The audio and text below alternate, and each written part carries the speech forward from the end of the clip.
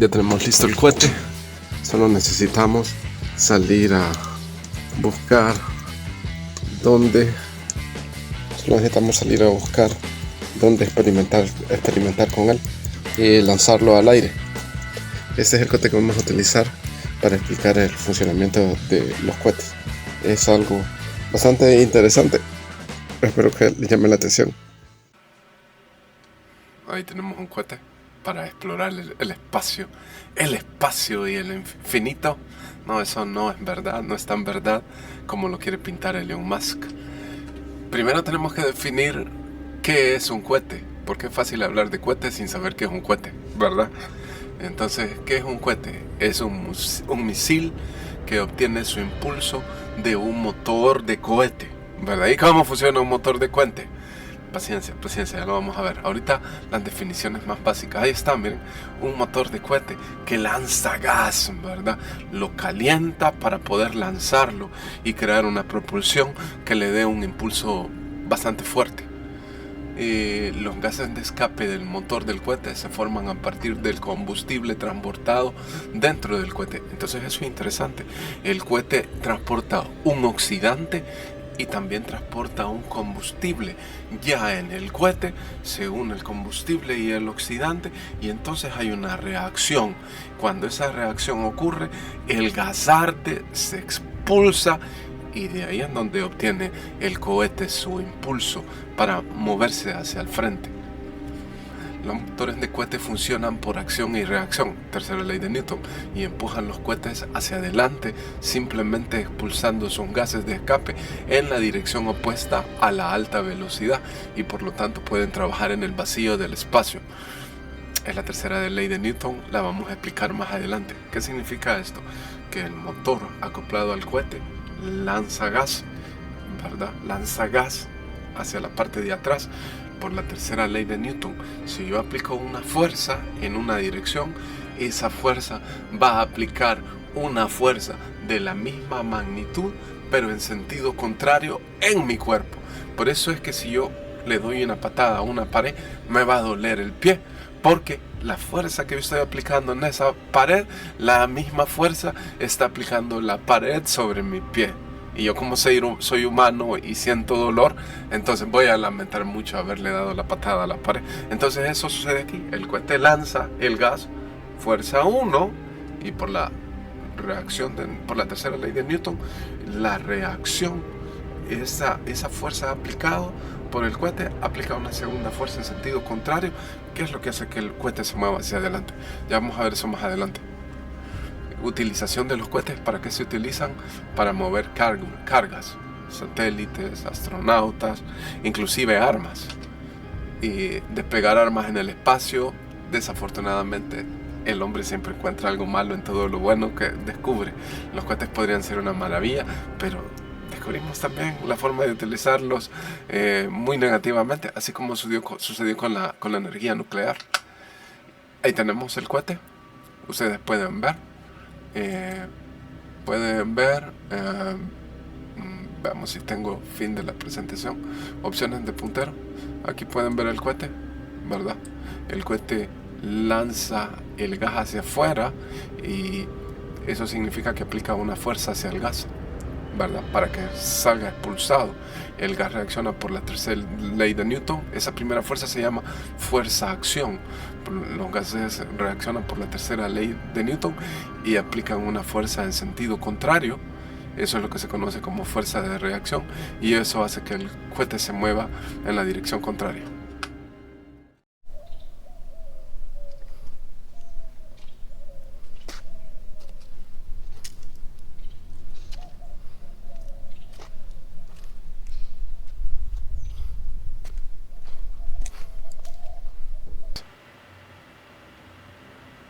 Cohetes en la historia. Bueno, continuamos explorando los cohetes, o mejor dicho, conociendo los cohetes que el ser humano ha utilizado entre el siglo XX y el siglo XXI. Tenemos el Antares estadounidense, tenemos el Soyuz, miren el Soyuz, qué interesante. Los soviéticos parece ser que mantuvieron el diseño de sus cohetes iniciales. Tenemos el Ariane 5, ese es europeo, ese es de la comunidad europea. No sé qué pasó, pero parece ser que la comunidad europea ha dejado de seguir trabajando en sus proyectos espaciales. Tenemos el Atlas 5 estadounidense. Tenemos el Vulcan también, miren, interesante ver que los estadounidenses utilizan nombres de la mitología griega para nombrar sus cohetes. Tenemos el Falcon 9 de SpaceX, ya este es un cohete del siglo XXI. Estos tienen la capacidad de salir y volver a entrar y aterrizar, con lo que de seguro gastan más combustible, son más caros, tienen que ser más grandes, pero el cohete es reutilizable. Esa es la ventaja de esta clase de tecnología. Tenemos el Falcon Heavy, my goodness, este es grande, miren, y tiene cohetes auxiliares. Sí, este es para llegar a alturas más grandes. Tenemos el Delta 4 Heavy estadounidense, el New Glenn 2 Stage. Queremos un cohete chino. ¿Dónde están los chinos? Sos un subjetivo, Charlie, sos un subjetivo. ¿Dónde están los cohetes chinos? Tienen razón, parece que se me olvidó incluir cohetes chinos. Pero ahorita en la actualidad los que están liderando la exploración espacial son Estados Unidos, esforzándose, más que todo las empresas privadas, pero el país que le está metiendo bastante a la exploración espacial es China. China le va a quitar el puesto a Estados Unidos en economía, en poder político, en poder militar, y parece también que va a ser lo mismo en tecnología, de todo tipo. Ahí tenemos el booster. El booster es me cuesta traducirlo, es el impulsor, ¿verdad? Es la parte impulsora del cohete, es la parte rescatable. Y tenemos el Saturno 5. Miren, el Saturno 5 siempre sigue siendo el más grande de todos. Increíble. ¿Dónde está el cohete chino? Vergüenza, se me olvidó incluir un cohete chino.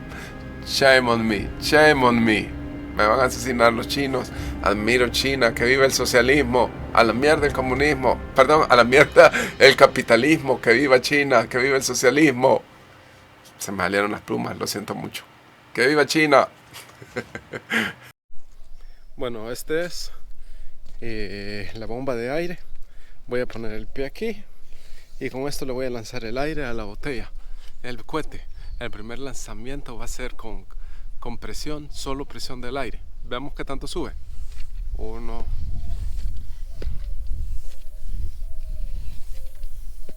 Está subiendo la presión. Oigan la bulla que se siente.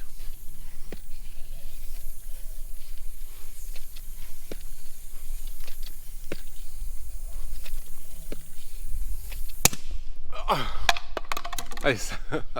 Solo habrá subido como unos 2 metros, creo. Cohetes hipersónicos. ¿Qué podemos decir de los cohetes hipersónicos? Bueno, vamos a dar una lista, miren. Tenemos el 30G Minuteman III.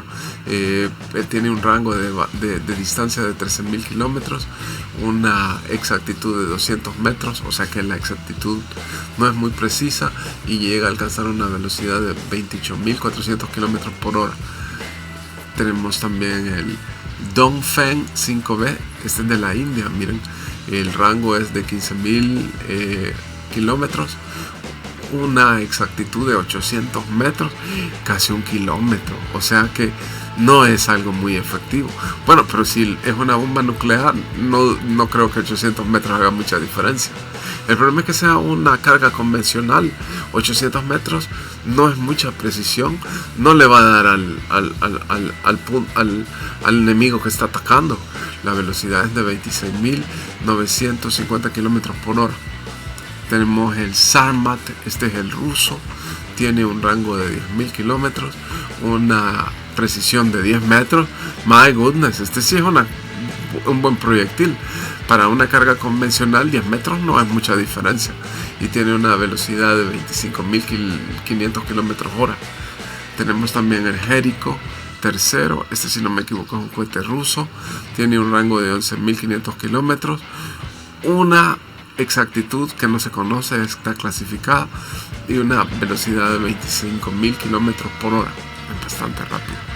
y tenemos el ARS-24 Yards, que tiene un rango de 12.000 kilómetros, una precisión de 150 y 250 y una velocidad de 24.500 kilómetros hora. Y lo podemos usar para atacar tanques. Ahí está Alejandro, que nos va a estar ayudando con una bomba. Va a estar bombeando aquí y siguiendo este cable vamos a llegar al cohete. De manera que cuando el cohete esté lleno de aire, el aire, cuando ya no soporte la presión, la va a disparar por debajo y por la tercera ley de Newton, el cohete va a salir para arriba. Espérate. Vaya, dale. Dale, Alejandro. Duro le vas a tener que hacer. Despacio, no le des tan rápido, dale suave. Vaya, mira. Dale. No te botas, el suave.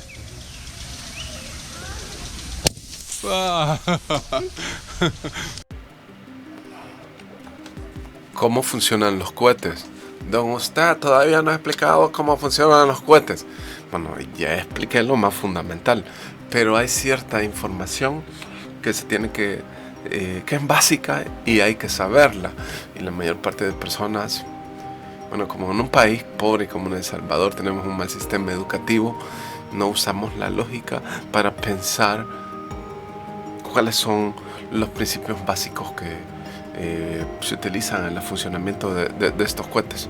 Yo de hecho los he aprendido leyendo, no es porque yo sea la gran inteligencia. Tenemos el impulso, ya habíamos hablado del impulso anteriormente. El cohete lanza o aplica una fuerza sobre el gas que tira hacia afuera y como resultado hay una segunda fuerza que lanza el cohete en el sentido contrario. Eso es el impulso. Tenemos tasa de flujo másico. What the heck is that? Okay, suena complicado, pero en realidad lo que quiere decir que la masa del cohete está variando. O sea, a medida avanza, está quemando gas, está quemando el oxidante, está quemando el combustible. Eso hace que el peso del cohete disminuya y lo hace a una proporción determinada o a una proporción que puede ir variando. Ese es lo que se conoce como la tasa. Y aparte de eso, hay que considerar el hecho de que cuando llega a ciertas etapas, los cohetes auxiliares se desprenden del cohete principal. O sea que el cohete al final termina perdiendo bastante peso. Eso es bien interesante. Uno ve el cohete en el cielo, pero no se imagina que está perdiendo masa, que a medida va avanzando, va pesando menos, porque está quemando el combustible, está quemando el oxidante y porque finalmente se libera de los cohetes auxiliares. Eso es algo que es básico, pero la mayoría no lo sabemos. Impulso específico es el impulso con el que se lanza el cohete hacia la atmósfera y tenemos la tasa de flujo de peso. Según la física, el peso weight es igual a la aceleración de la gravedad por la masa del cohete. Entonces, si hemos dicho que la masa está variando, que está cambiando, y si el peso del cohete depende de esa masa, entonces significa también que hay una tasa de flujo de peso, o sea que el peso está variando o se está reduciendo a una proporción determinada o a una proporción que puede estar variando en el tiempo. Eso es interesante, eso no lo olviden. En esto hay matemática, hay cálculo, hay derivadas e integrales. ¿Quieren comprenderlo? Vayan a la universidad. Aquí tenemos un pequeño esquema. Tenemos el cohete, tenemos el combustible, el oxidante. Todo esto es llevado a la cámara de combustión. Aquí es donde hay una ignición. Después esa ignición le aplica una fuerza a los gases para lanzarlos afuera de la tobera. Y aquí tenemos partículas que salen de la tobera. O mass moving at a exhaust velocity, de una masa que se está moviendo a una velocidad de salida. Aquí tenemos bueno, en el cohete hay diferentes clases de velocidades, pero aquí tenemos una velocidad de salida de los gases que está expulsando el motor del cohete. Tenemos las partes del cohete, la tobera, que en inglés es nozzle, tenemos la garganta, throat, tenemos la cámara de combustión y tenemos algo que tampoco lo hemos considerado y que la gente no lo piensa. Quizás porque no estudiamos ciencia en nuestro país, o porque los profesores del Ministerio de Educación, voy a caer mal, pero son mediocres. Los de ciencias no saben ciencias y los de inglés no saben inglés. Lo digo porque yo he trabajado en varias escuelas como profesor y los profesores no leen ni un libro al año. Pero aquí hay algo que se debe de considerar. Tenemos una presión externa. Es una presión que también va cambiando. A medida que el cohete va subiendo, se va reduciendo la presión atmosférica. Entonces, esta presión que es externa está cambiando. Pero también tenemos una presión interna. Esa presión tiene que ver con la explosión del gas que ejerce sobre sobre la cámara del cohete. Aquí está, miren, es la direction of thrust. Eso es lo que habíamos llamado anteriormente el impulso, y va en la dirección opuesta a la velocidad de salida. ¿Velocidad de salida de qué? Del gas. Aquí tenemos la masa total del cohete que cambia a medida el combustible y el oxidante se queman. Importante, la masa del cohete está cambiando. Ahí va el cohete. There it goes up. Veamos qué es el impulso. ¿Y qué es el impulso? Pues impulso, fuerza, producto de un sistema de propulsión del cohete. Pues sí, el impulso es la fuerza que mueve el cohete adelante, pero el resultado del cohete que está del motor que está en el cohete es la reacción experimentada por un vehículo debido a la eyección a materia a alta velocidad. ¿Cuál es esa materia? Es el gas, que es el combustible con el oxidante quemado. Lo tira el motor hacia afuera. Eso es materia en forma de gas. Entonces, al lanzar ese gas, resulta el impulso en dirección contraria. Ya lo repetí como 100 veces aquí. Hay otro tema importante que no lo había mencionado hasta ahora. El cohete, a medida avanza, va chocando con los gases de la atmósfera. Eso hace que el cohete vaya frenando. A medida el cohete sube, la presión de los gases atmosféricos va disminuyendo. Entonces esa fuerza que tiende a frenar el cohete también va disminuyendo. En inglés eso se llama drag y la traducción en español es arrastre. Aquí lo pueden ver ustedes, arrastre. Ahí tenemos un impulso del cohete. Estas son como las fuerzas que actúan en el cohete. Miren, el cohete es una masa, entonces está sujeto a la gravedad de la Tierra, por lo tanto tenemos un peso. También hay una fuerza que es perpendicular a la superficie del cuerpo, del cuerpo del cohete. Esto se llama lift, o quizás la traducción podría ser lift. No sé si traducirlo no sé cómo traducirlo realmente. Es una fuerza lift hacia arriba, así dice. También tenemos el drag o el arrastre, que es los gases de la atmósfera que están frenando el cohete. Y por último tenemos thrust. En inglés thrust significa impulso, el impulso que tira el cohete hacia arriba. Aquí es bien interesante. Si en física hacemos un análisis de cuerpo libre, podemos calcular el impulso en newtons, el impulso del cohete. Para eso tenemos que hacer sumas y restas, tenemos que ver el peso, tenemos que ver el lift, tenemos que ver el arrastre, y ya esto implica cálculo, implica una situación dinámica, porque el cohete se está moviendo. Hacer eso es una belleza. Si usted está joven, anímese a estudiar física en la Universidad de Salvador. Si es salvadoreño, yo quiero que los salvadoreños estudien ciencias y que no vivamos todo el día en Facebook y en TikTok, para que nos volvamos inteligentes. Aquí está, miren, el oxidante. El oxidante es impulsado a la cámara del motor y también el combustible, y para hacer eso utilizan bombas. Estas son bombas que los están impulsando. Aquí prenden, y al prender la ignición aplica una fuerza sobre el gas y lo lanza hacia afuera. Aquí tenemos otro, miren, aquí tenemos ya un poquito más de matemática. Solo se los estoy dando para dejarlos picados. Yo sé que quizás ustedes no hayan visto esos temas en la escuela y por lo tanto no los comprendan, pero quiero que ustedes sepan que si quieren estudiar y ser científicos, tienen que estudiar matemática. El futuro es la matemática en el mundo de la técnica. Pero, teacher, en El Salvador no tenemos una NASA, no fabricamos cohetes y somos muy pobres. Sí, pero el conocimiento le puede abrir puertas.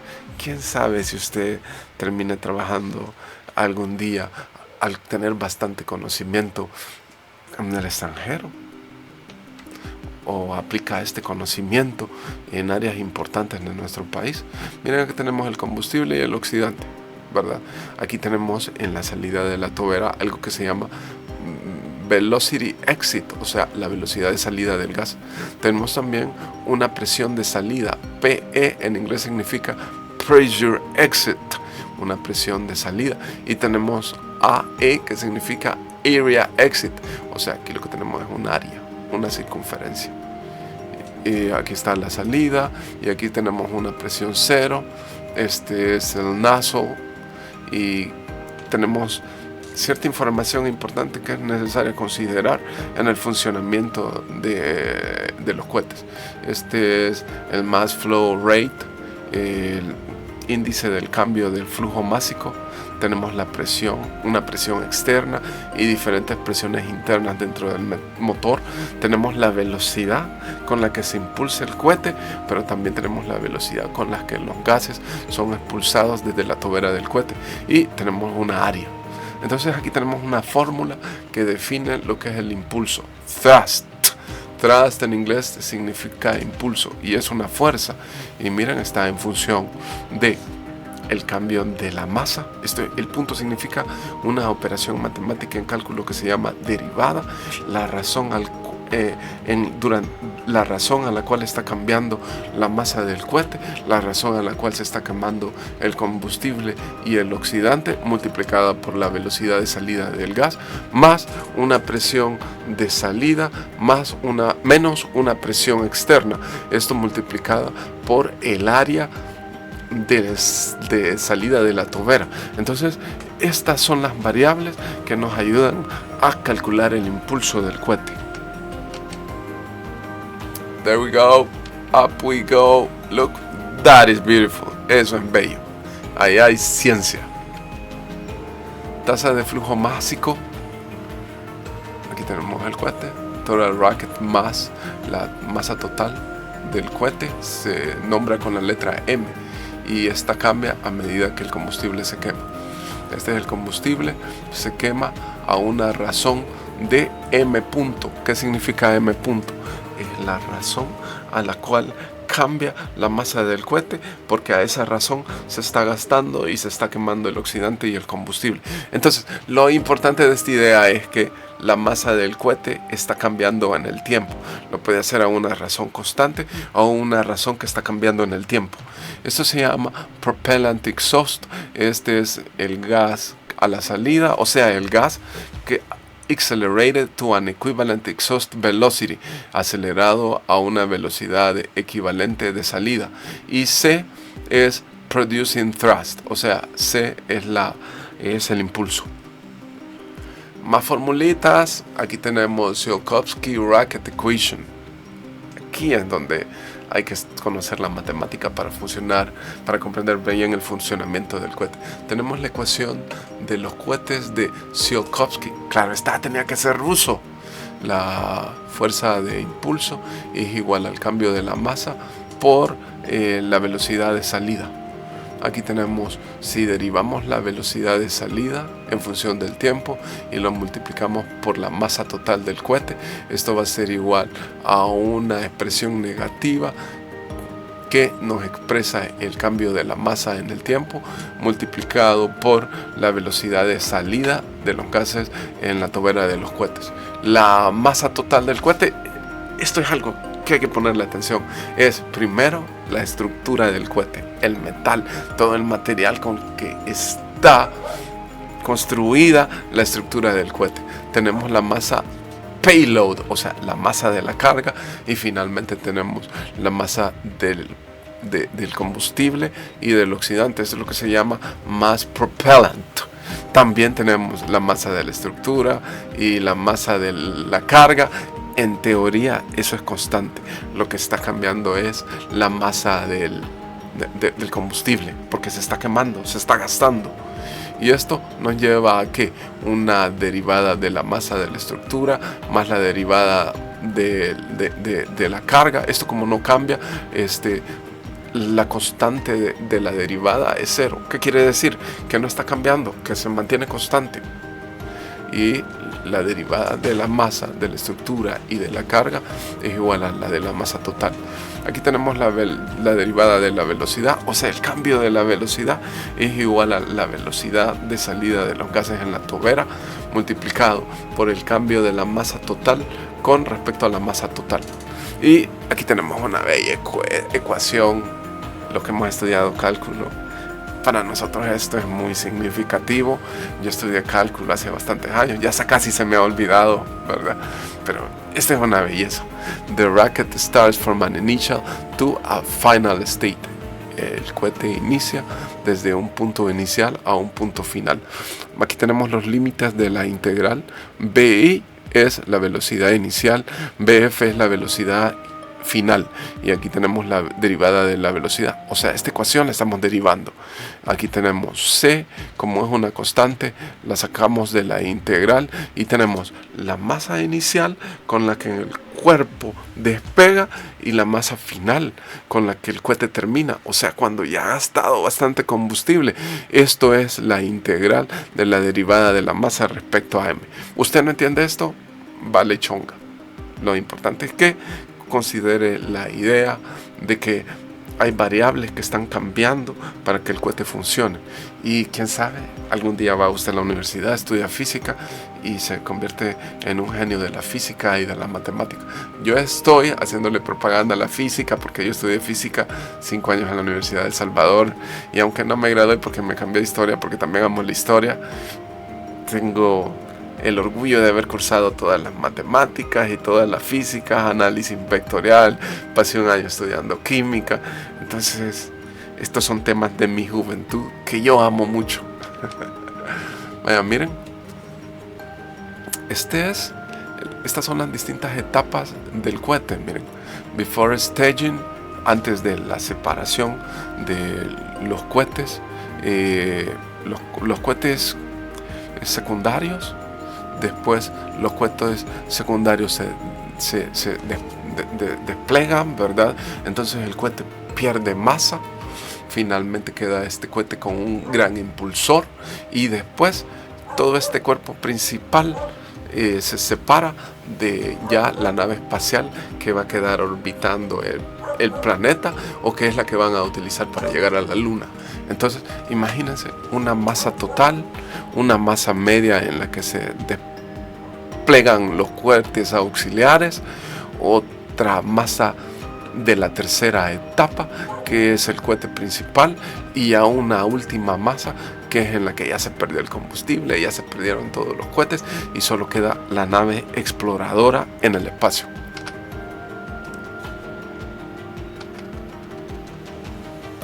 ¿Y qué tal las fuerzas dinámicas de los cohetes? ¿Cuáles son las fuerzas que interactúan o bajo las cuales el cohete funciona? Ya lo habíamos explicado anteriormente. Esto se puede ver en el avión. Miren, hay una fuerza hacia arriba. Esto se llama lift. Hay thrust, el impulso que las naves lo obtienen de los motores. Tenemos una fuerza hacia atrás que es la fuerza se me ha olvidado el nombre ahorita en español. Es la fuerza que va frenando el avión y que son los gases atmosféricos, es la fuerza de arrastre. Drag is a mechanical force generated by a solid object moving through a fluid. El arrastre es una fuerza mecánica que se genera por un objeto sólido que se mueve a través de un fluido. ¿Y qué es la atmósfera? Son gases, son fluidos moviéndose alrededor de la superficie terrestre. Entonces, si un avión o un cohete viaja en la atmósfera, o sea, a través de esos fluidos, entonces está experimentando una fuerza mecánica que se conoce como arrastre. Y aquí está ya lo que había explicado anteriormente. Tenemos el peso del cohete, tenemos el arrastre, tenemos una fuerza hacia arriba, y tenemos el thrust, que es el impulso. Vaya, hoy vamos a hacer el experimento con el cohete, pero en lugar de trabajar solo con aire, le vamos a echar gaseosa. La ventaja de la gaseosa es que tiene gas, entonces estamos asumiendo que el agua de la gaseosa con el gas va a hacer que el cohete salga disparado más alto. Ahorita tenemos un registro de 1.9 metros solo con aire. Ahora lo vamos a hacer con gaseosa y vamos a ver cuánto sube. Vamos a empezar probando con un cuarto de gaseosa. Cohetes por altura y carga. Bueno, hay que decir que dependiendo de la carga que lleva el cohete, así tiene que ser el tamaño y las dimensiones con las que se diseña y se construye. Entre más carga, más combustible necesita y más grande tiene que ser la nave. Entonces aquí tenemos unos cohetes por altura y carga. Entre más grandes lo vean ustedes, quiere decir que más carga pueden llevar. Tenemos carga útil máxima a la órbita terrestre baja en kilogramos. Y esta es la altura, miren. 0, 20, 40, 60, 80, 100 y 120 metros. El transbordador espacial, miren, comparado con el Falcon Heavy, el SLS Block One, el Saturno 5 y el Starship, se queda chiquito. Sirve para transportar 29.000 kilogramos. Ahora nos movemos al Falcon Heavy, que ya es un cohete, si no me equivoco, del siglo XXI. Es más grande, miren, que el transbordador en altura. Tiene más combustible, tiene más cohetes, miren. Entonces, este es más grande, lleva una carga de 63.800 kilogramos. Nos movemos más todavía a la derecha y tenemos el SLS Bloque 1. Este sí, miren, es enorme, es casi el doble del transbordador. Este lleva una carga de 95.000 kilogramos. Después nos movemos al Saturno, que sirvió para explorar la Luna, que llevaba carros exploradores y que llevaba una nave de exploración. Este es uno de los más grandes y la carga que puede llevar es de 118.000 kilogramos. Después tenemos el Starship, uno de los contemporáneos. Este lleva 150.000 y miren, el transbordador es casi un tercio de este cohete. Es increíble. Esto que nos dice que a mayor carga, y es lógico, ¿verdad?, se necesita bastante más combustible y por tanto los cohetes que son tanques de llevar carga y de llevar combustible y oxidante tienen que ser más enormes. Hay un porcentaje, hay una proporción, no la recuerdo ahorita, por carga, la mayor parte de la masa del cohete, una gran parte, creo que el 60%, el 70% tiene que ser combustible. ¿Qué te parece la experiencia de estar aquí lanzando cohetes de diferentes maneras, en distintas modalidades y utilizando diferentes clases de líquidos? Me parecen interesantes porque se hacen diferentes formas de tener el tipo de propulsión, ¿va? Ajá, sí. Tipo de propulsión para lanzar el... Ajá. No es lo mismo lanzarla cohete solo con aire, ajá, que ya lanzarla con gasolina. Sí, ajá. ¿Y qué te parece la experiencia? ¿Te parece aburrida, lúdica, no, para dar clases? Me parece lúdica y bien gratificante, ¿va? Porque aquí es raro ver a alguien, es raro ver casos así, ¿va? De que hacen experimentos con cohetes así a escala, ¿va? Ok, excelente. Vaya, ahora tenemos el cohete, el mismo cohete lo tenemos aquí. Pero ahora, en lugar de lanzarlo solo con aire, le hemos puesto gaseosa. Esperamos que el líquido de la gaseosa más el gas de la gaseosa haga que el cohete salga propulsado con mayor velocidad y alcance una altura más alta. Va, espérate. Démosle. Dale rápido si querés.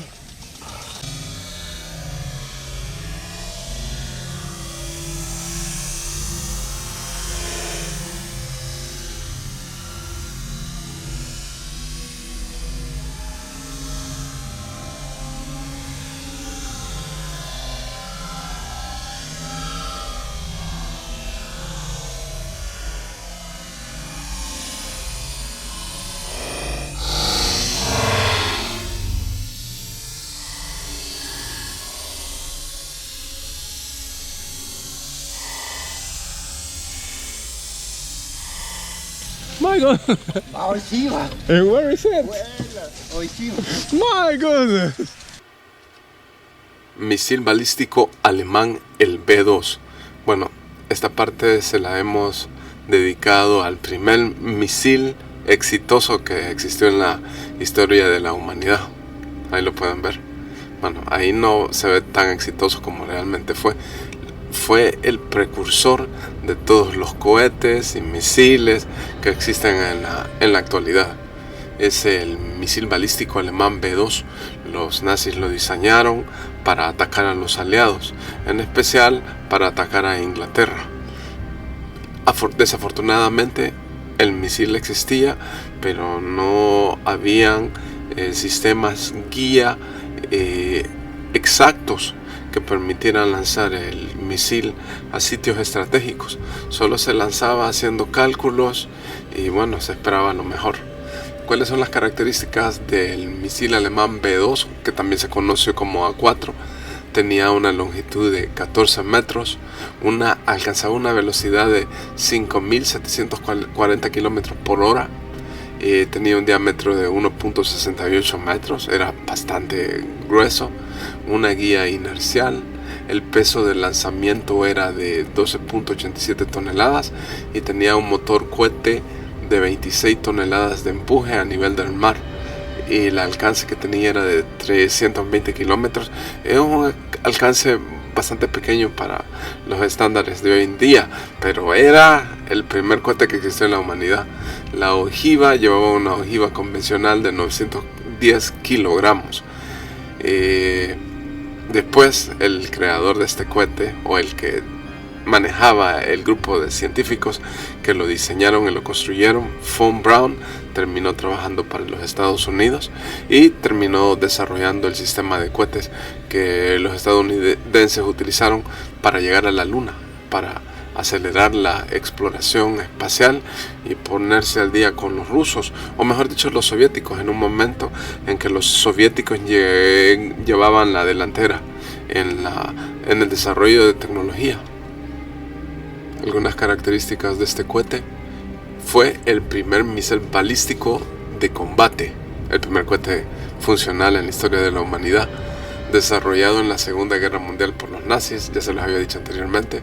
Primer cohete con vuelo suborbital, primero en el espacio, o sea que salía de la atmósfera, se ponía en órbita, entraba y la caída le permitía a la ojiva alcanzar velocidades, si no me equivoco, hipersónicas. Entonces cuando caía, realmente la carga era algo bastante veloz. Se utilizaron 5.000 cohetes contra los aliados, 5.000 B-2. Los científicos alemanes lo conocían como el A4, conocido como extensión de artillería. Sí, tiene sentido. Ellos lo veían como artillería, solo que sin cañones. Primer misil que superó la velocidad del sonido. Tiene sentido. Se construyeron 10.000 unidades. El precursor de todos los cohetes que existen en la actualidad, los cohetes industriales, los cohetes que se utilizan en la exploración militar, en la exploración espacial, etcétera, etcétera. Este es el tatarabuelo de todos los cohetes contemporáneos, es el B-2 alemán. Imagínense, aquí tenemos un diagrama, tiene la carga, la llave en la punta, que en este caso era explosivo porque era un cohete de ataque. Lleva baterías, miren, llega un GNC, un CNDH-COM, esto no sé, creo que es una pequeña computadora, y si no me equivoco lleva un giroscopio que le permite al cohete tener estabilidad en su trayectoria y también le permite controlar la trayectoria que él sigue. Tenemos un tanque de combustible, tenemos un tanque de oxidante o oxígeno para que al mezclarlo con el combustible se pueda quemar. Ahí están los tubos, miren, esta es una bomba que conectada al tanque de combustible y al oxidante lo llevan a la cámara de combustión. Ahí tenemos una bomba, tenemos una estructura, la estructura del cohete. De ahí llega a la cámara de combustión. Hay un sistema de ignición, o sea, sistema que le da fuego. Tenemos el ala, tenemos la tobera, miren, y tenemos una antena, o sea que era para controlar el cohete. Y tenemos un control surface, una superficie de control y tenemos pero ¿y cómo funcionan los cohetes realmente? Aquí tenemos un gráfico general que explica el funcionamiento, el control del cohete. Tenemos los componentes del cohete, tenemos la estructura, las secciones de control, environmental, la protección medioambiental, la estructura de soporte y los mecanismos.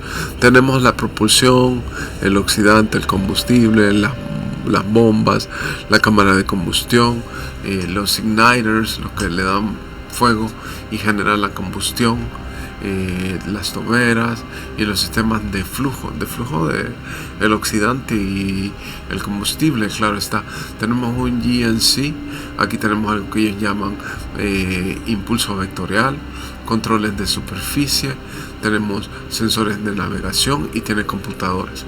También tenemos el power, miren, tenemos el almacenamiento del combustible, la power conditioning, que es la electricidad, es la transferencia de energía eléctrica. ¿Qué más tenemos? La carga, miren, la misión del componente, la carga que lleva, interface y los sistemas de despliegue. Tenemos comunicación, radios y antenas, computadoras de comando, procesamiento de información, almacenamiento de información y distribución de información. Y después tenemos el sistema de reentrada cuando los cohetes están entrando a la atmósfera, sistema de frenado y sistema de control de los cambios de temperatura.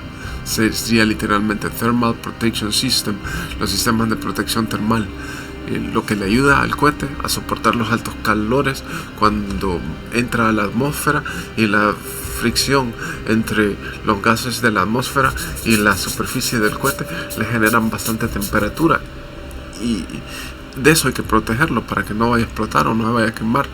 El sistema de aterrizaje pueden ser paracaídas, pueden ser sistemas que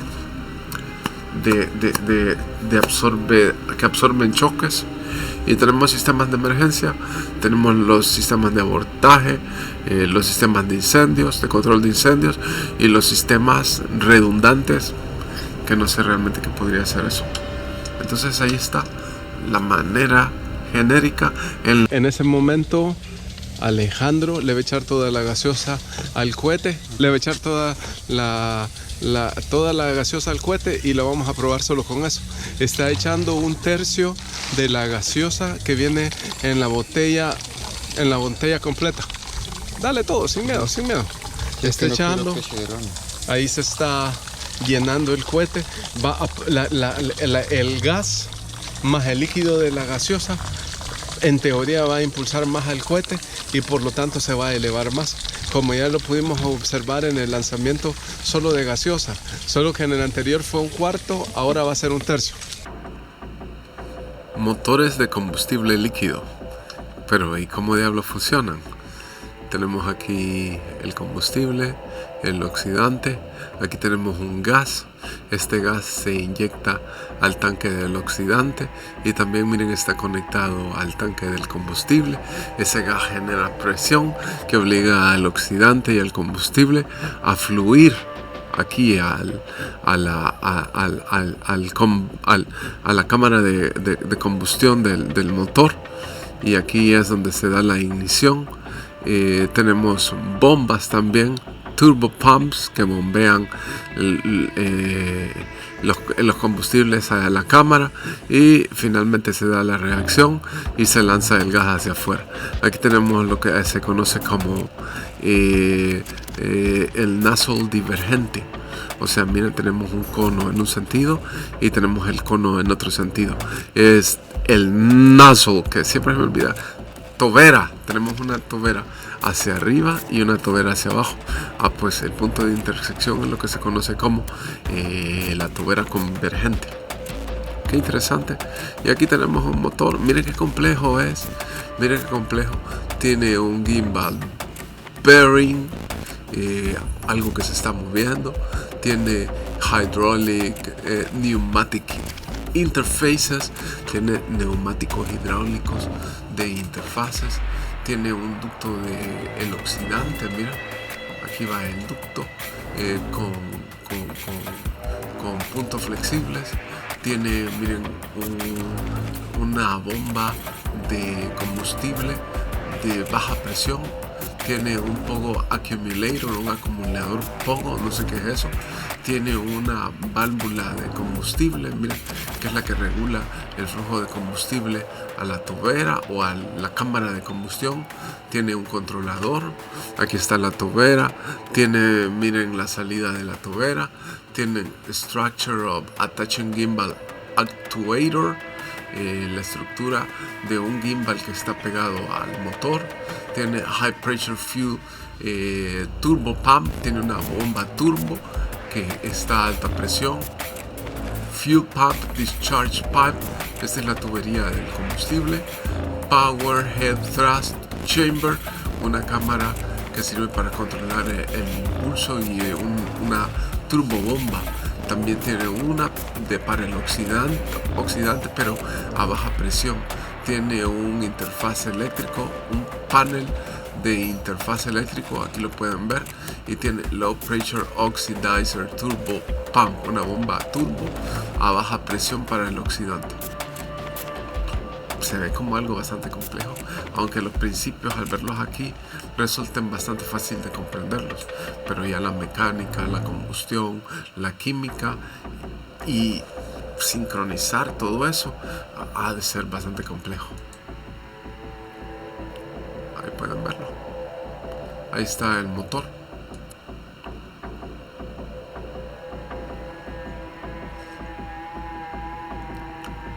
Quiero captar la altura, me voy a mover bastante para atrás.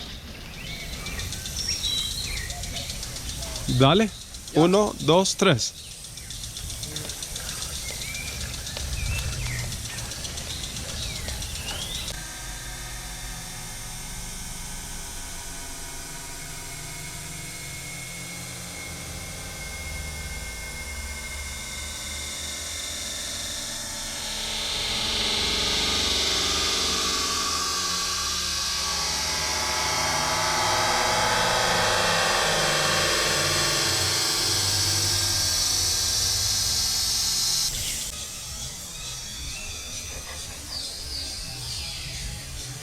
Puta, la subió bien alta, fíjate.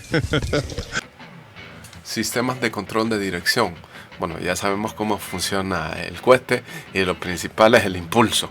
La pregunta es cómo controlamos el órbita. La órbita o la trayectoria del cohete la controlamos con los sistemas de control de dirección. Ahí tenemos un cohete. Primero veamos las partes. Tenemos un cono en la parte superior.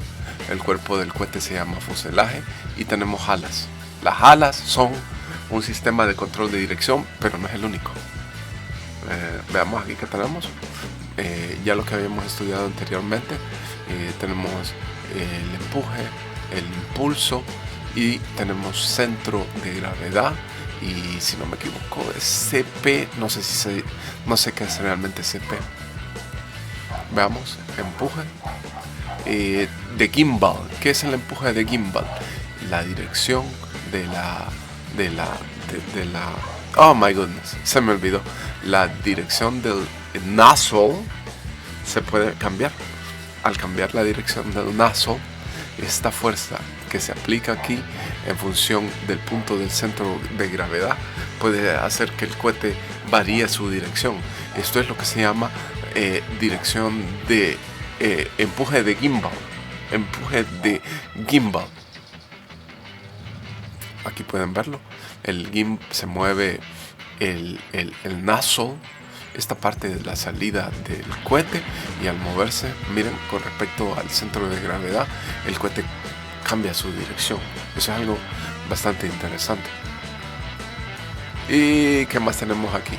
Center line, thrust line, gimbal. Miren, este es el cambio que el gimbal tiene en el cohete. Miren, está este fenómeno se conoce como torque. Aplicar una fuerza en función de un punto másico o de gravedad. Aquí se dice torque. Miren, hace que el cuerpo se mueva de esta manera. Y tenemos el centro de gravedad y tenemos el empuje.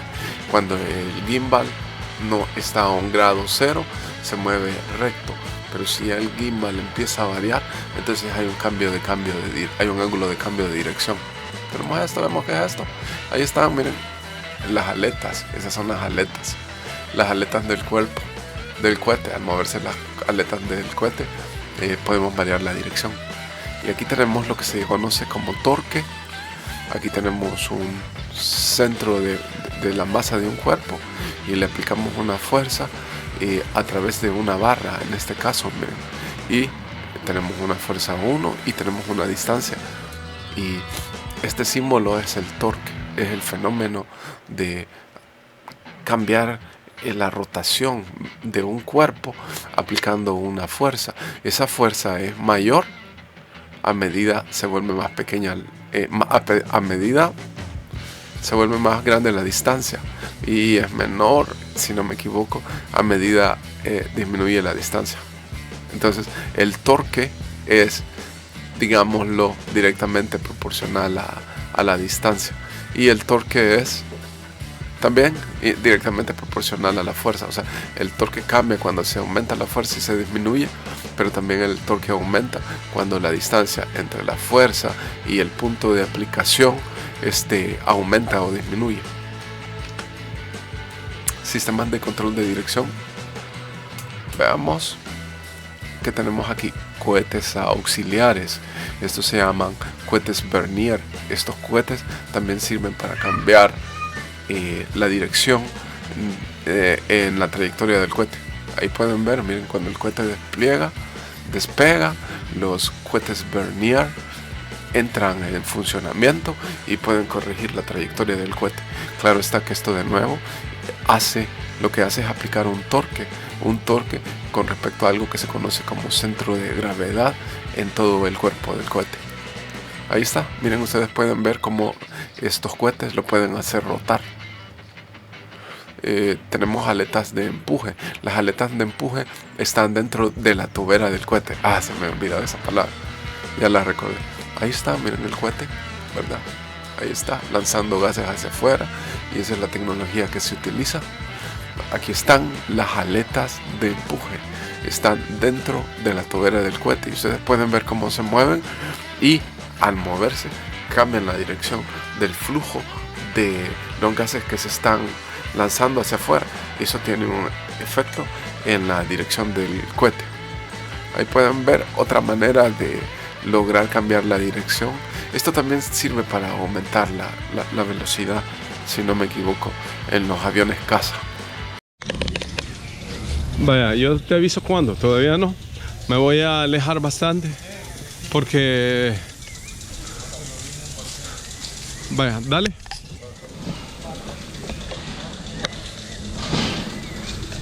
Dale para ver cuánto sube.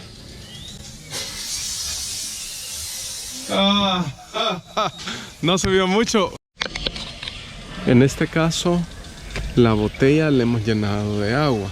Hemos descubierto que a más líquido, menos propulsión tiene el cohete. ¿Eso a qué se podría deber? Debido a que el tanque está más lleno con el agua, puede agarrar menos aire y el aire se comprime, pero no alcanza el mismo volumen que puede alcanzar cuando no tiene tanto líquido. Por lo tanto, la presión es menos, y cuando tira el corcho que va aquí en esta parte de aquí, no lo tira con mucha fuerza porque no tiene mucha presión, y por tanto el cohete no se eleva mucho. Entonces lo que hemos descubierto es que a menos líquido se le ponga al tanque del cohete, más alto se eleva porque más presión y más aire puede acumular. En cambio, si se le llena más de líquido, tiene menos espacio para aire, y por lo tanto es probable que en este caso ni siquiera se vaya a elevar, solo que vaya a saltar un par de centímetros. Sistemas de control de dirección. Bueno, ya sabemos cómo funciona el cohete, y lo principal es el impulso. La pregunta es cómo controlamos el órbita. La órbita o la trayectoria del cohete la controlamos con los sistemas de control de dirección. Ahí tenemos un cohete. Primero veamos las partes. Tenemos un cono en la parte superior. El cuerpo del cohete se llama fuselaje, y tenemos alas. Las alas son un sistema de control de dirección, pero no es el único. Veamos aquí que tenemos. ya lo que habíamos estudiado anteriormente. Tenemos el empuje, el impulso y tenemos centro de gravedad. Y si no me equivoco es CP, no sé qué es realmente CP. Veamos, empuje de gimbal. ¿Qué es el empuje de gimbal? La dirección de la oh my goodness, se me olvidó. La dirección del nozzle se puede cambiar. Al cambiar la dirección del nozzle, esta fuerza que se aplica aquí en función del punto del centro de gravedad puede hacer que el cohete varíe su dirección. Esto es lo que se llama dirección de empuje de gimbal. Empuje de gimbal. Aquí pueden verlo.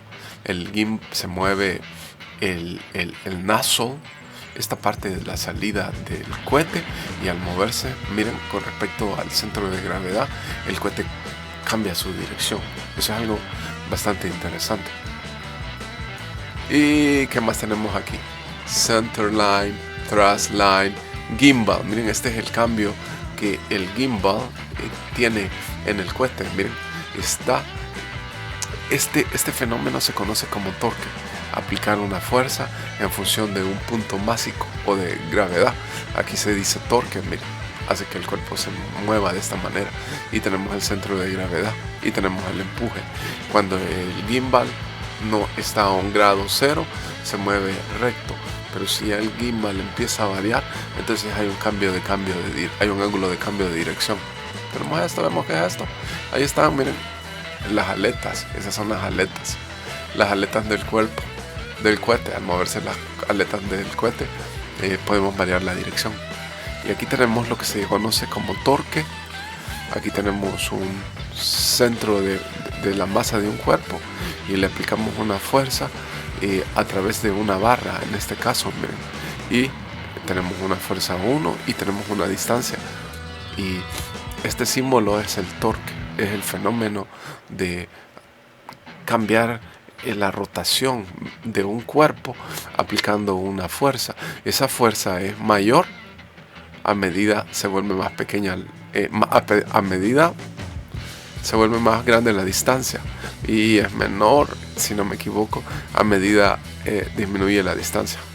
Entonces el torque es, digámoslo, directamente proporcional a la distancia, y el torque es también directamente proporcional a la fuerza. O sea, el torque cambia cuando se aumenta la fuerza y se disminuye, pero también el torque aumenta cuando la distancia entre la fuerza y el punto de aplicación aumenta o disminuye. Sistemas de control de dirección. Veamos que tenemos aquí cohetes auxiliares. Estos se llaman cohetes Vernier. Estos cohetes también sirven para cambiar la dirección en la trayectoria del cohete. Ahí pueden ver, miren, cuando el cohete despega, los cohetes Vernier entran en funcionamiento y pueden corregir la trayectoria del cohete.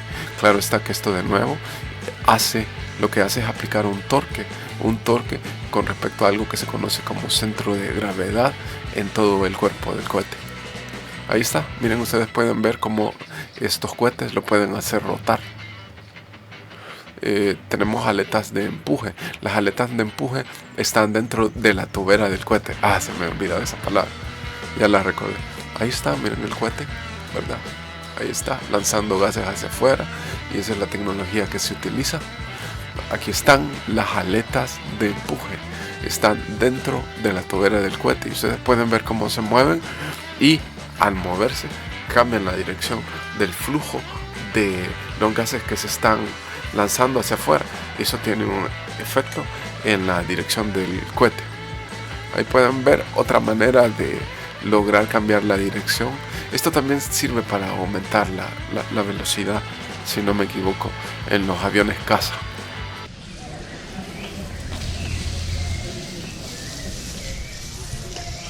Ahora vamos a hacer el mismo experimento, pero vamos a llenar la botella solo a la mitad. Yo creo que con eso se va a elevar, pero no tanto como lo ha hecho anteriormente. Bastante más atrás. Yo te digo hasta dónde. Vale, vamos a ver ahora. Ya. Más atrás. Es todo sale. Ahí vamos. 1, 2, 3. Vamos.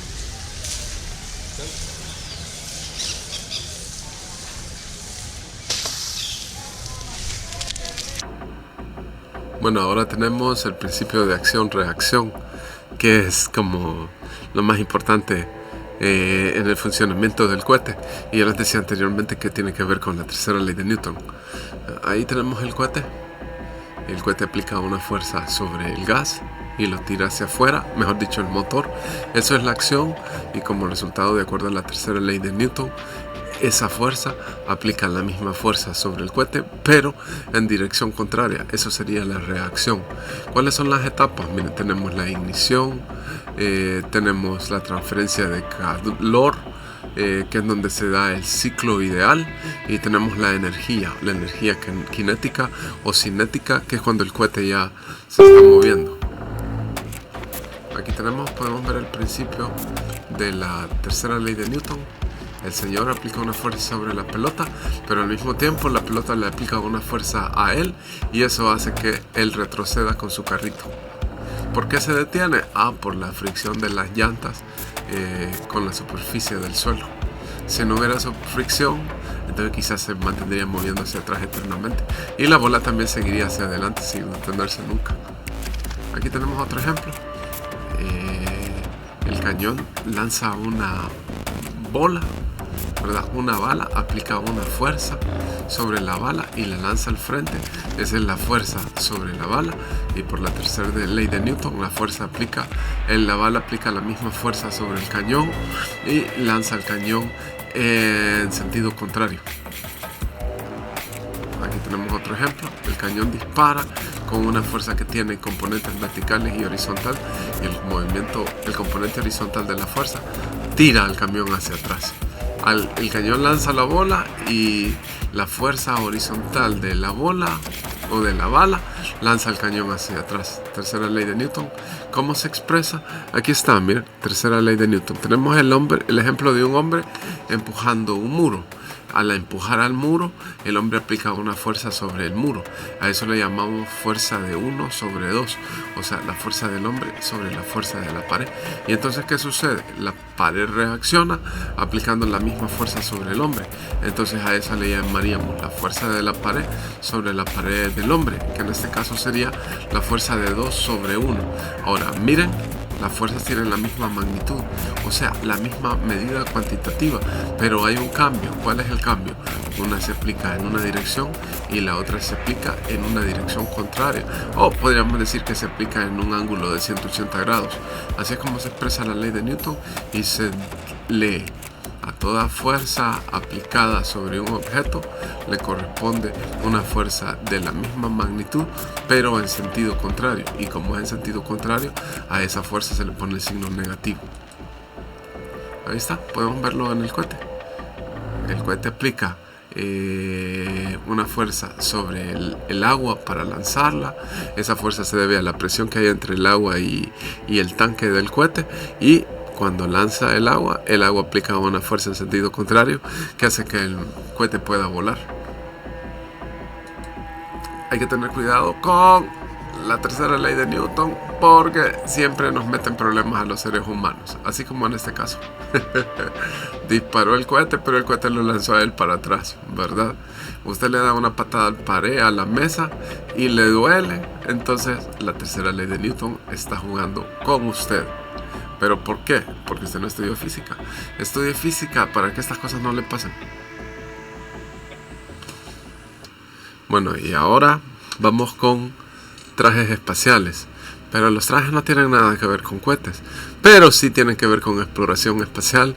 Y la gran paja que nos han dado es que van a utilizar los cohetes convencionales que hemos inventado los seres humanos para explorar el espacio. Pero esta es tecnología muy primitiva, realmente no se puede lograr. Eso quizás debería de explicarse en otro video, aunque aquí vamos a ver algunas de las razones por cual la exploración espacial no suena plausible, digámoslo así. Tenemos, miren, el SK-1 Vostok Missions, worn by Yuri Gagarin, el primer astronauta ruso, soviético mejor dicho, es lo usó Yuri Gagarin en 1961, cuando la Unión Soviética tenía la ventaja en la exploración espacial. Tenemos, miren, el RX-2A, que es un traje experimental para el Gemini y se utilizó en 1964. Un traje bastante interesante. De ahí tenemos un traje, si no me equivoco, chino, miren. Finalmente apareció algo chino. Miren que lleva bastante carga, que lleva un bolsón pegado al traje. Miren que lleva vidrio. Miren que lleva guantes. O sea que estar en un traje ha de ser realmente muy incómodo, ¿verdad? Yo prefiero andar en calzoneta y en camiseta. Pero ir a Marte y vivir con uno de esos trajes puestos no me parece que sea muy plausible y adecuado para la vida humana. Y ahí tenemos otro, miren, ese es un ruso. Miren qué bonito. Ese no es de astronauta, ese es un cosmonauta. En Rusia a los astronautas se les llama cosmonauta. Ahí tenemos el Mark IV, el Mercurio, usado por John Glenn en 1962. Ese me gusta, se ve más práctico, siempre inconveniente.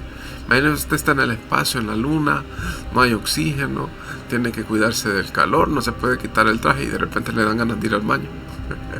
What the fuck do we do with that? Okay, ¿qué hacemos en esa situación? Aquí está, miren, un traje y un gráfico. Tenemos cómo funciona. Miren, tenemos Cooling Liquid Pump, una bomba que lanza un líquido de enfriamiento por todo el cuerpo, por todo el traje, para proteger el cuerpo de los calores altos. Tiene Suit Air Pressure. También tiene una bomba de presión del traje con respecto al cuerpo. First Aid Box, miren, tiene una cajita de primeros auxilios. Tiene Pressure Resistor Inner Suit, presión que sirve para poder resistir el traje interno. Y miren, Glass Fabric Outer Suit, el traje de afuera está hecho con fibra de vidrio. Tenemos Cooling Air Blower, miren, aquí tenemos un ventilador de aire frío. Emergency Oxygen Tank, aquí tenemos un tanque de oxígeno de emergencia. También tiene una radio, miren, para comunicarse con la nave o con el centro de comando. Oxygen Supply Pressure Gauge, aquí tenemos una bomba que suministra oxígeno. Tenemos, miren, de nuevo una antena aérea. Tenemos un backpack, que todo este maletín. Tenemos un visor, es este vidrio, miren. Tenemos un pressure helmet, un casco presurizado, y tenemos control unit backpack. Tiene una unidad de control para este bolsón que lleva atrás, y cooling tube, un tubo de enfriamiento. Tenemos oxygen supply, tenemos el suministro del oxígeno, y tenemos una bolsa para muestras de piedras, ¿verdad?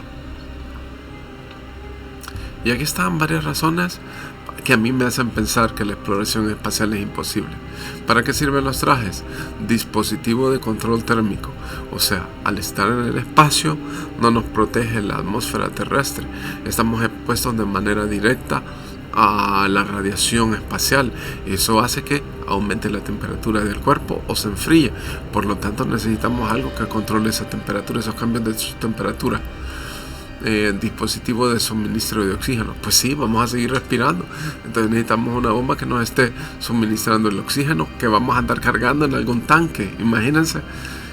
Aquí podemos andar caminando en la atmósfera sin andar cargando un tanque, pero imagínense que usted anda cargando un tanque toda su vida, vive en Marte, y el tanque pesa a ver cuántas libras, le va a terminar deformando el cuerpo. Protección de la radiación solar. Al no haber atmósfera en el espacio, no hay nada que lo proteja a usted de la radiación solar, excepto el traje que usa.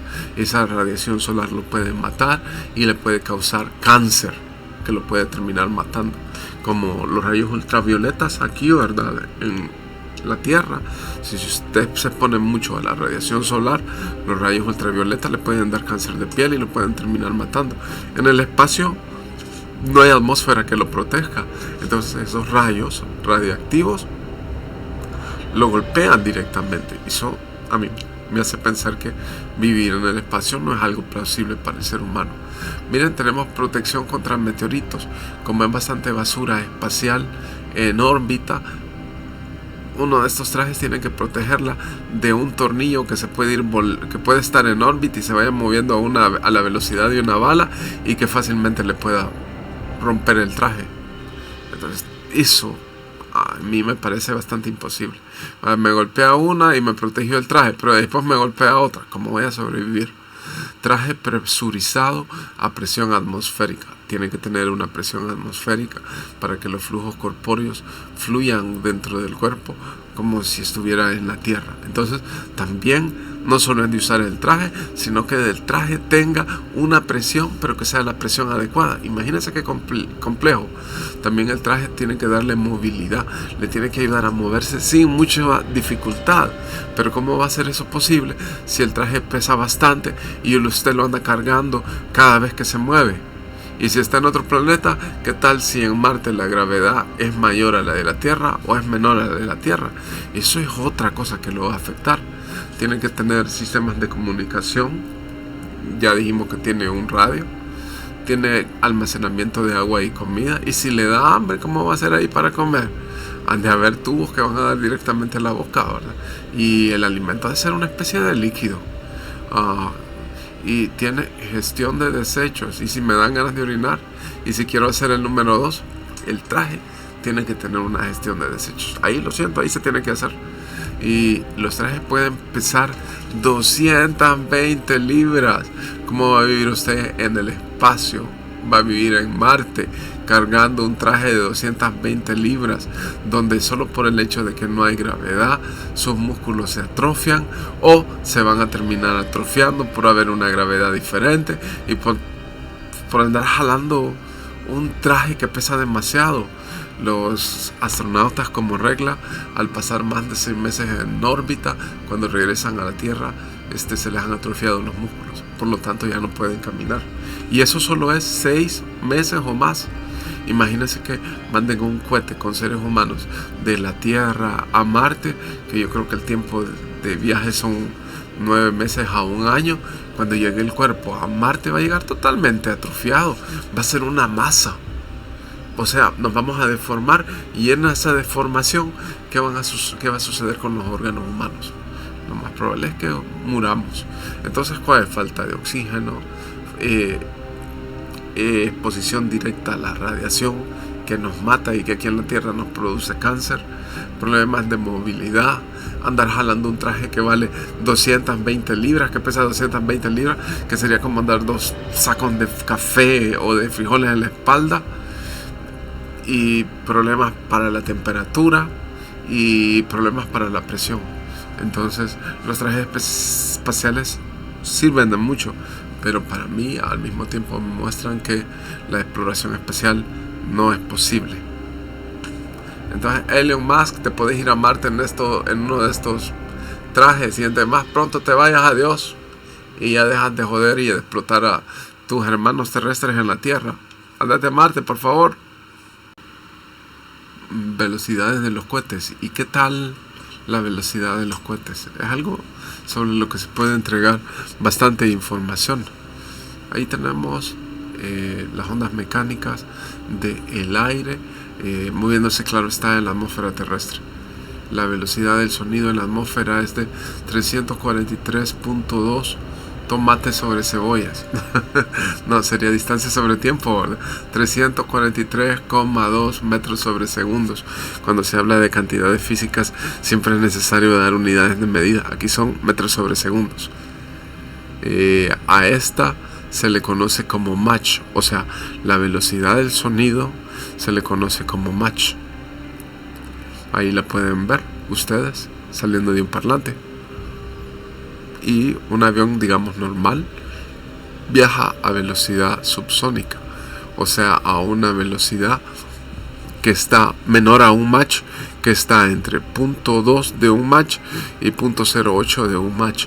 Esta es la velocidad normal de los aviones comunes y corrientes. Es lo que se le llama velocidad subsónica. Es menor de un Mach y está entre 0.2 Mach y 0.8 Mach. y ahí se conoce como la velocidad subsónica. ¿Y qué más tenemos? Tenemos un cohete supersónico. ¿Cuál es la diferencia de este? Que un cohete supersónico se mueve a una velocidad mayor a la del sonido, o sea, mayor que 343.2 metros sobre segundos. Se mueve entre 1,2 Mach y un Mach 5. O sea, el límite para el supersónico es Mach 5.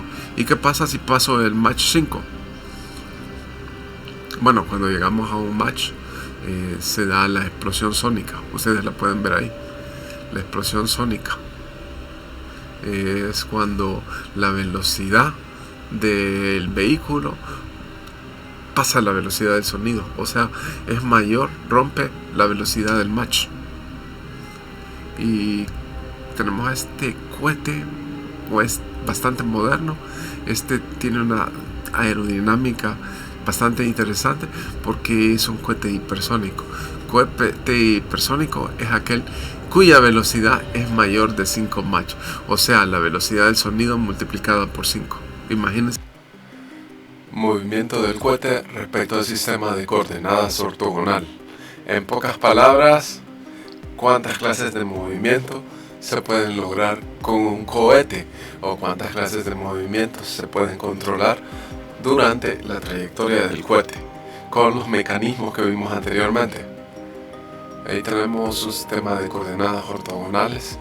En realidad los movimientos son todos aquellos que puedan ocurrir en un espacio de 3 dimensiones. Entonces tendríamos un movimiento de rotación con respecto a X, un movimiento de rotación con respecto a Y, un movimiento de rotación con respecto a Z, pero también puede haber uno de traslación de X a Z, de Z a X o de X a Y y de Y a Z, de Y a X y de Y a Z, y así sucesivamente en un espacio de 3 dimensiones.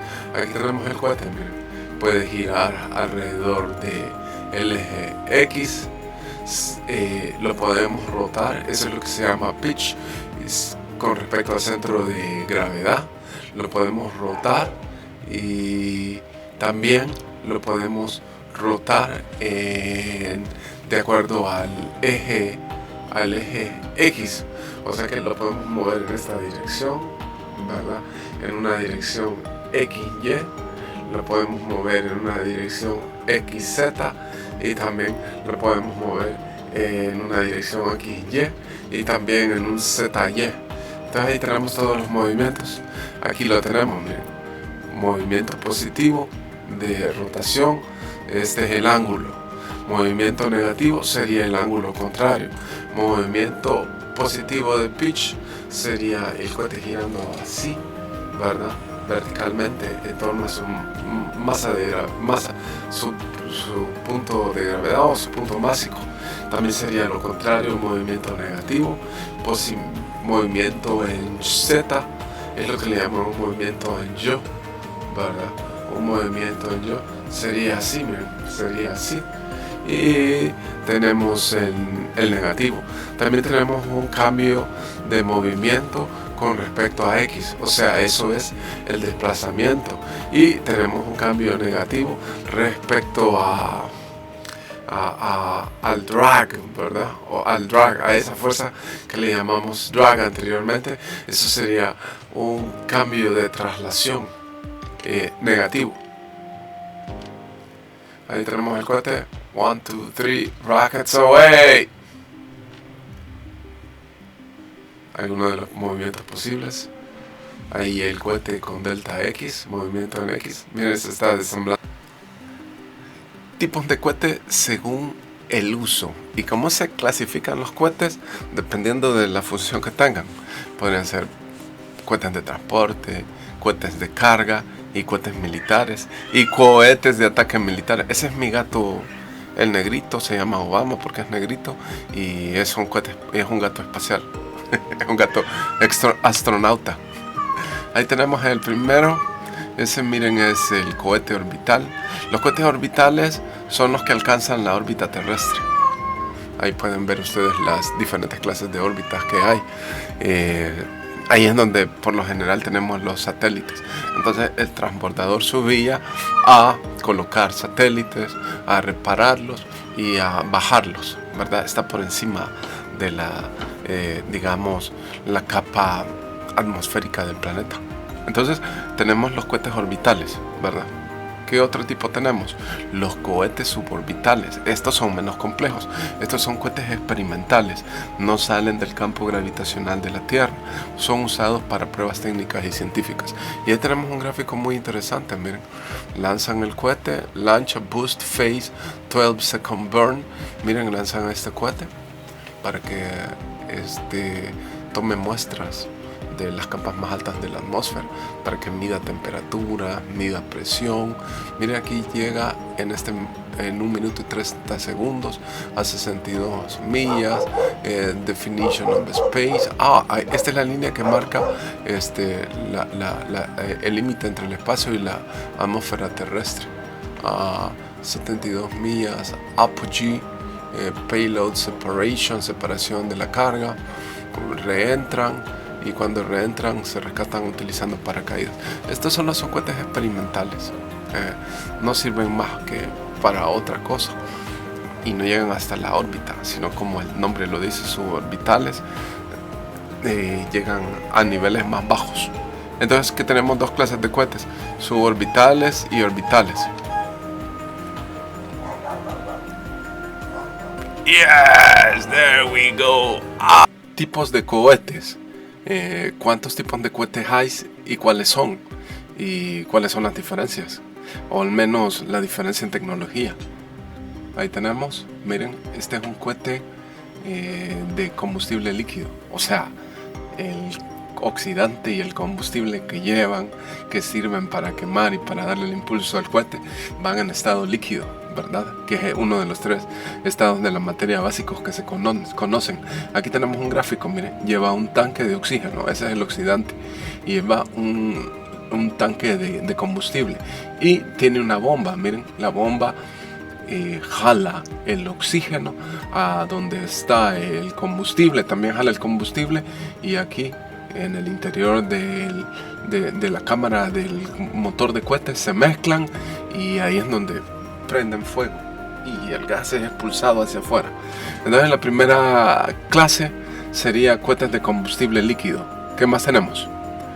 Tenemos cohetes de combustible sólido. Ahí lo pueden ver. Cohetes con combustible sólido. Eso quiere decir que aquí el combustible y el oxidante ya no están en estado líquido, sino que están en estado sólido. Y aquí tenemos, miren, un esquema, ¿verdad?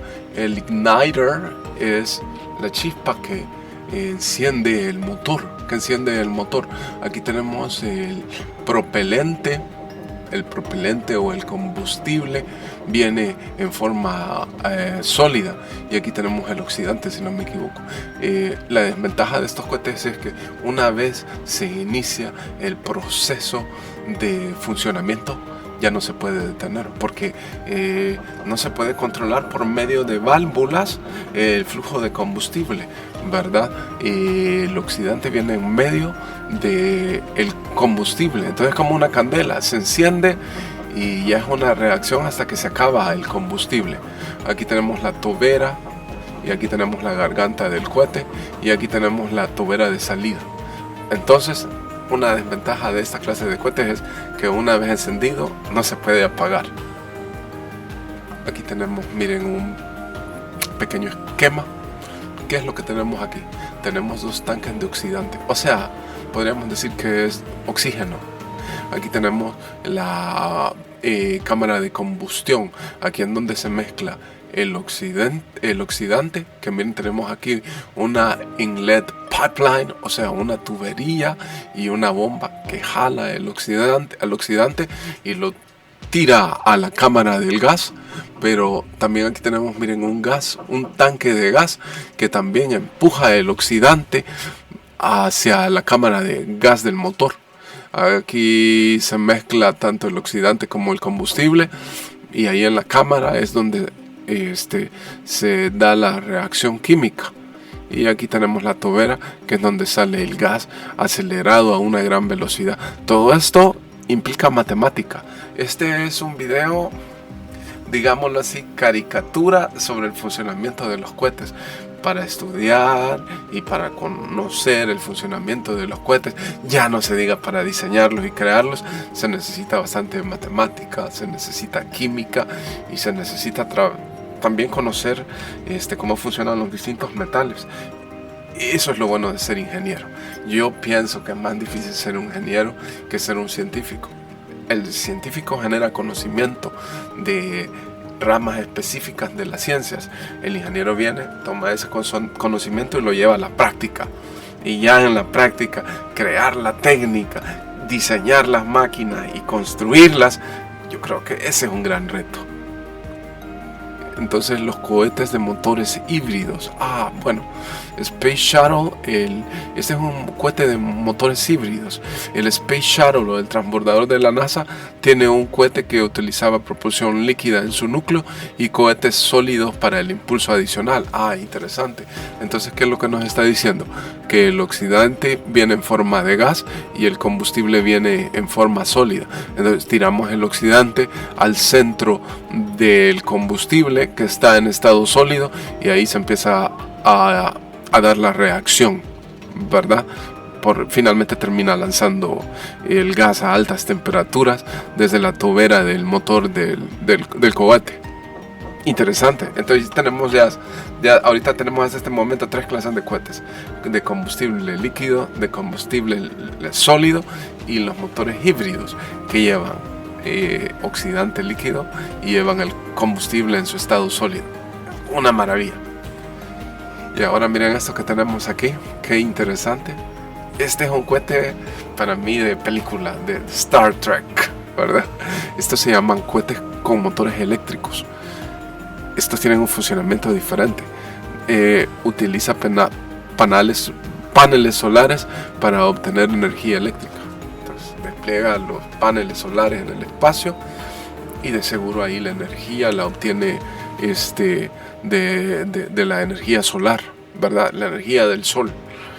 Y los utiliza para obtener la energía eléctrica. Tiene un impulso iónico. Impulsa un jet de iones de xenón, o sea que lo que lanza son iones y los iones terminan impulsando el cohete hacia adelante. Es un cohete bastante complejo en la técnica. Utiliza un campo eléctrico para acelerar partículas cargadas de iones a velocidades extremadamente altas. Este tipo de propulsión es altamente eficiente, pero genera muy poco empuje, por lo que se hace adecuado para misiones de largo alcance como las sondas espaciales. O sea que podrían utilizar uno de estos 3 primeros cohetes para lanzar la sonda al espacio. Y ya una vez la sonda se encuentra explorando el espacio, va a utilizar un cohete con motores eléctricos. Continuamos con los tipos de cohetes. Y tenemos ahora el cuarto tipo, que son cohetes con motores nucleares. Nozzle en inglés significa tobera, y puse aquí la traducción porque se me olvidaba la traducción. Es la boquilla de salida del motor. Utiliza energía nuclear para calentar un fluido y generar impulso. Imagínense, no solo es que lleve el material radioactivo y que obtengas la energía de ahí, sino que también necesita calentar un fluido para impulsarlo. El motor solo sirve para calentarlo.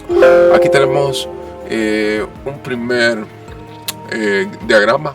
Titan 4 Rocket, dice Star Wars Payload. Esta es la carga, miren. Esta es la carga.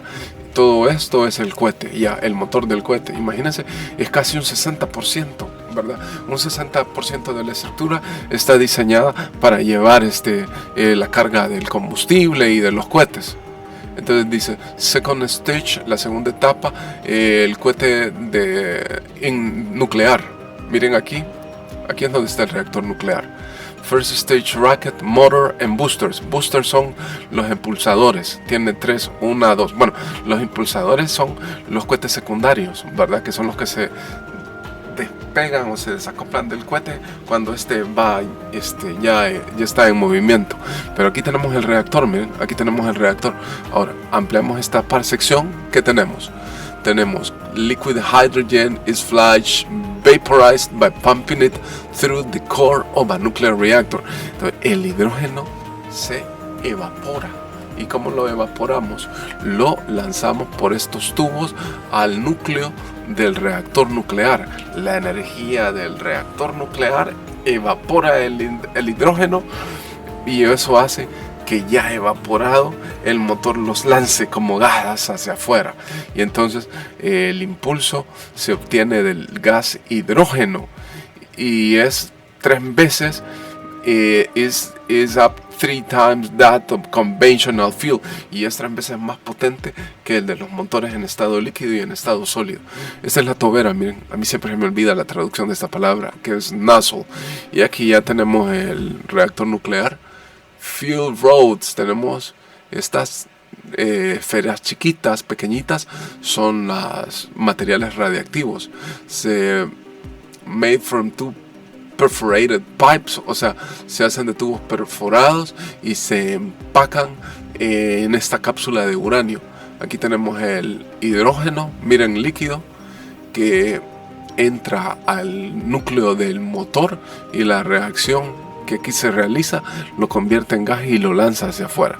Una reacción en cadena del uranio calienta el hidrógeno a una temperatura arriba de los 1700 grados Celsius but makes it slightly radioactive, y hace que el gas lanzado sea un gas en cierto grado, en pequeña cantidad, un gas radioactivo.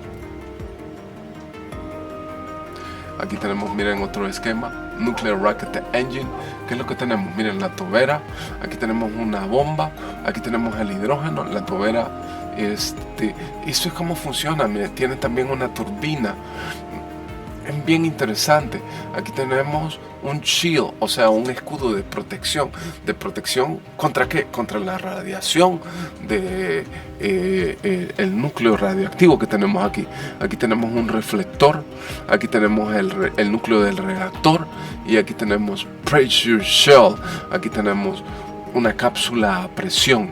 Entonces imagínense, lanza la bomba a la tobera, lanza, miren, pero también se utiliza para que pase por el núcleo, que es donde se calienta el gas, el hidrógeno, y luego lo lanza. Eso es básicamente el funcionamiento para dummies.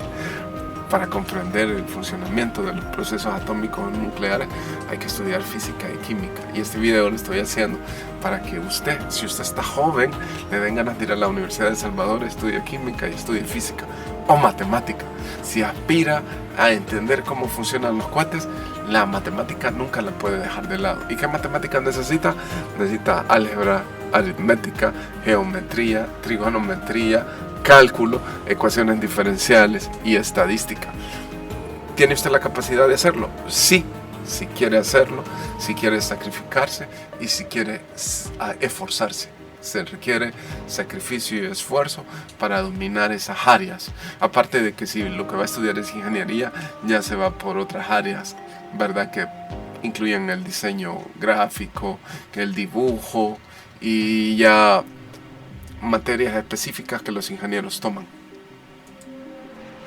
Aquí tenemos el siguiente tipo de cohete. Este, si no me equivoco, sería el quinto. Miren qué interesante, parece ser una vela. Entonces parece ser una vela de nave.